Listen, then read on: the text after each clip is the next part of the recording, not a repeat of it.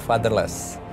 Ini memang berkaitan dengan anak-anak yang kehilangan figur ayah, anak-anak yang kehilangan kasih sayang seorang ayah dalam keluarga mereka. Ayah hadir sebagai sosok pembimbing, cahaya yang menuntun dan membentuk kehidupan anak, baik secara tersirat maupun tersurat.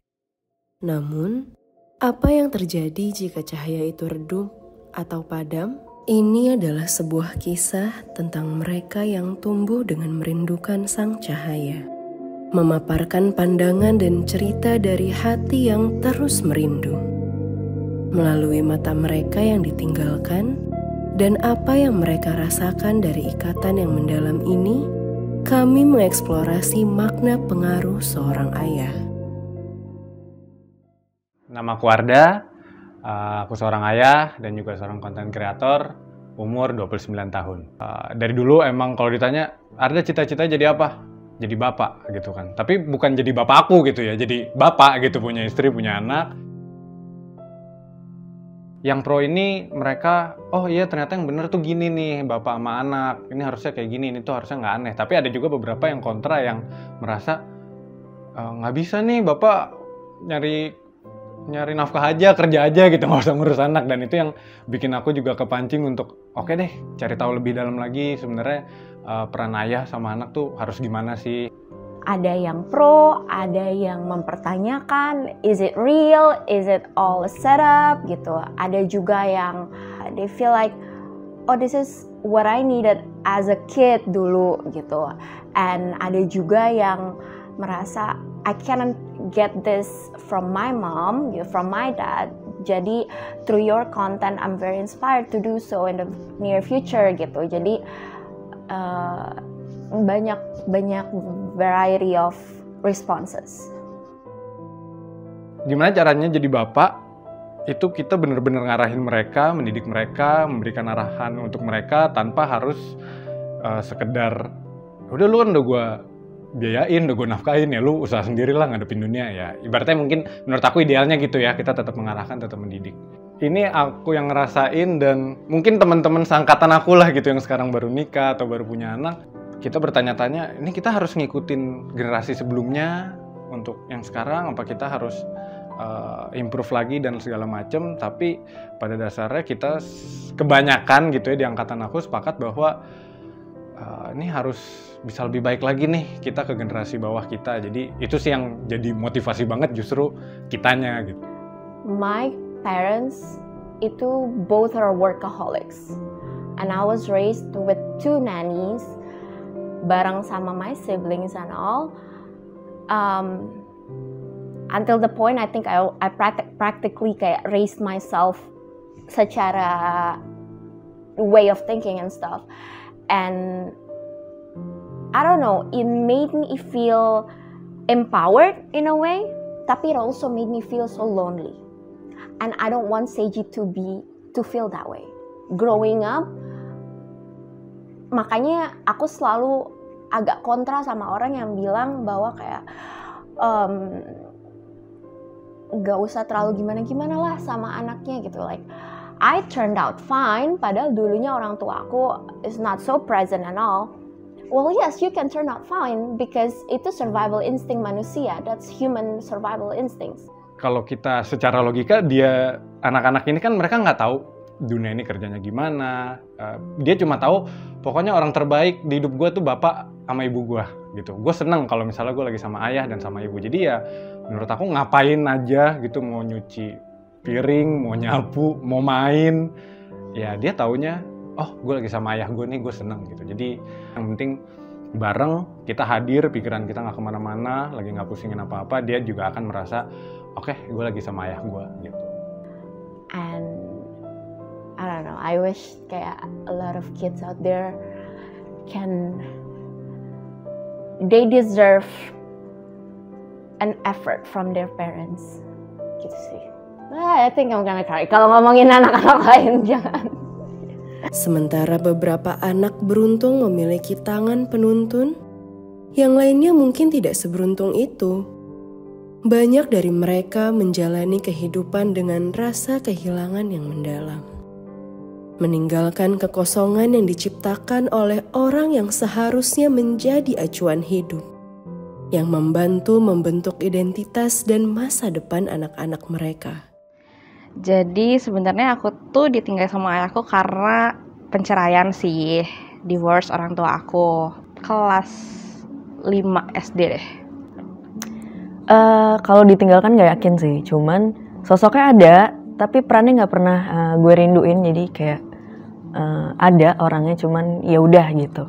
Dan kalau misalnya ngerasainnya gimana, nggak ada yang gue rasain jujur, karena pada saat itu yang gue tahu semua ayah tuh kayak ayah gue gitu. Oh ya udah, mungkin emang keluarga aku aja kali ya yang beda. Jadi kayak aku berusaha menormalisasikan itu, walaupun sebenarnya nggak bisa dinormalisasikan juga sih.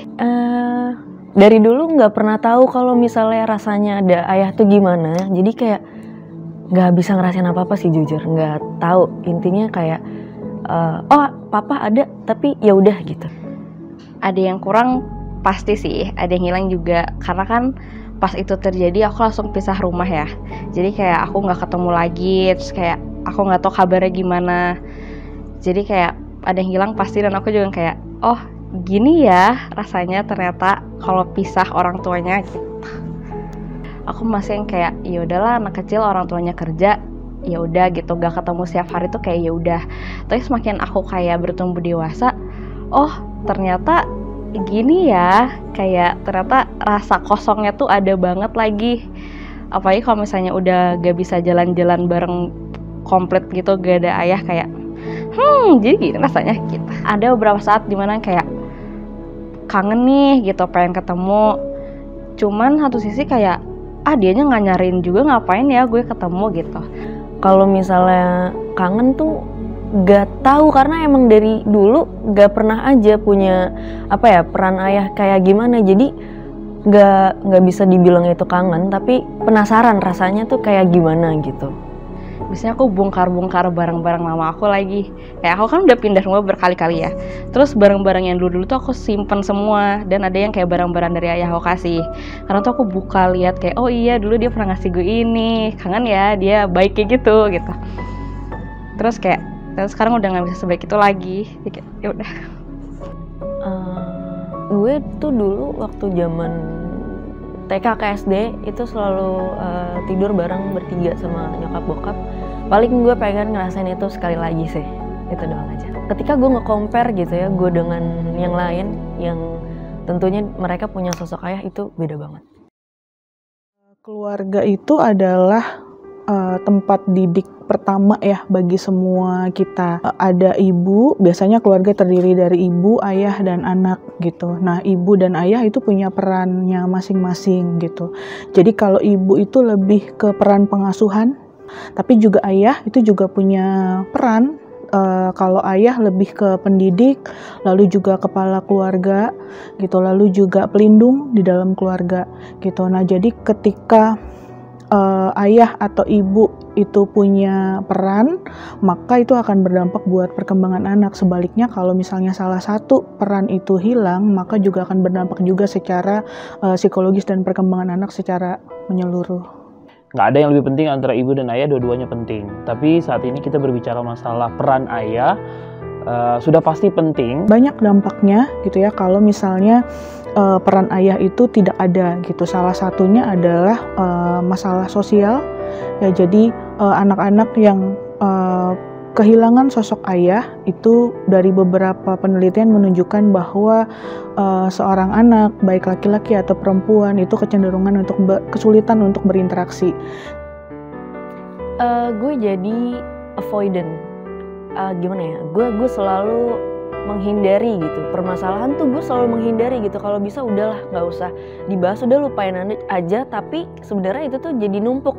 Jadi kayak dikit jadi gong gitu. Itu yang gue paling sadar tentang diri gue tuh adalah gue orangnya menghindari masalah gitu. Gue kadang suka kayak malas ribet orangnya. Padahal sebenarnya itu harus diomongin dan cari tahu solusinya enaknya gimana. Tapi ya gitu. Gue jadi avoidant anaknya. Mungkin sebelumnya ya waktu SMP ke SMA itu karena lingkungan masih yang kayak gitu-gitu aja, belum yang kenal apa-apa gitu. Terus ketika kuliah ada satu momen kayak akhirnya gue nggak bisa cerita detailnya gimana, tapi nge-trigger gue yang akhirnya gue memutuskan untuk kayaknya ini impulsif deh. Kayak gue melakukan ini impulsif. Waktu itu gue sempet nato. Terus setelah dipikir-pikir kayak enggak deh, kayaknya enggak. Terus akhirnya gue hapus tato. Dan ternyata hapus tato itu prosesnya panjang, nggak bisa sekali, harus 7 kali. Dan ternyata sakitnya, Masya Allah, sakit banget. Itu lebih sakit daripada ditato. Terus akhirnya gue nggak menyalahkan siapapun sih, tapi mungkin kalau pada saat itu gue nanya dulu gitu ya sama bokap gue, dan ternyata dia bilang nggak boleh karena kayak gini-gini, mungkin nggak akan terjadi itu gitu. Tapi all good semuanya sekarang. Aku cuma mau nyampein kayak aku sekarang udah besar. Aku udah bisa semuanya sendiri. Gak harus ada ayah, gak apa-apa. Kalau misalnya ayah kangen aku, kasih tahu aku aja. Karena aku pasti bakal samperin kok. Makasih banyak tanpa batas intinya gitu. Makasih udah mungkin sebenarnya papa berusaha gitu, tapi memang nggak kelihatan kadang sama Anin. Tapi Anin tahu papa selalu mau melakukan yang terbaik gitu. Sehat terus ya Pak sampai Anin lulus kuliah. Indonesia terkenal dengan budaya patriarkinya. Sayangnya, hal ini menjadi salah satu penyebab peran dan kehadiran ayah seringkali dianggap sepele dalam kehidupan sang anak. Kalau berdasarkan salah satu konsep psikologis, behavioristik, itu ada namanya konsep tabula rasa, ya. Anak kecil itu seperti kertas putih, gitu ya. Lingkunganlah yang akan membentuk bercak-bercak tinta dalam kertas putih itu. Jadi orang tua sebagai lingkungan pertama dari anak harus menciptakan corak-corak yang indah bagi anak. Corak-corak indah itu seperti apa? Ya yang kuat, ya value-nya kuat, prinsipnya kuat, keyakinan dirinya kuat, self-esteem-nya kuat, self-concept-nya kuat. Sehingga anak ketika masuk ke lingkungan yang lain, mereka udah punya benteng. Gitu, karena dari nilai ayah dan ibunya.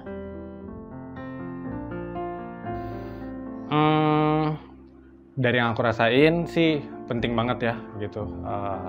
Aku mengaca ke diri aku sendiri aja, kayaknya aku merasa nggak optimal gitu dari apa yang aku dapetin dari orang tua aku, terutama ayah aku gitu. Jadi harapannya aku ke anakku juga bisa ngasih yang optimal, dan menurut aku penting gitu. Jadi aku mau maksimalin itu ke anak aku.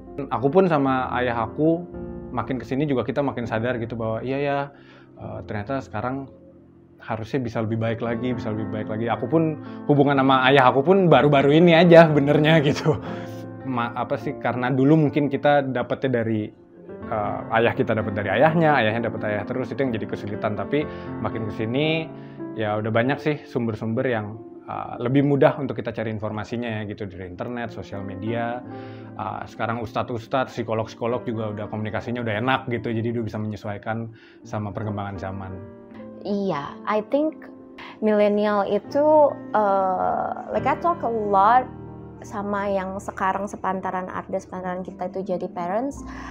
They all have that same awareness of kayak childhoodnya mereka was very lonely, they said. Laki-laki seumuran mereka ini banyak bilang, yeah, I grew up with like bapak gue pokoknya pulang kerja is like ya gimana, aman, gini. And those who have fathers inside the house but dysfunctional, tapi untuk yang bahkan gak ada pun, they like to joke that bapak gue hilang. You know, like it become a normality in a way for them.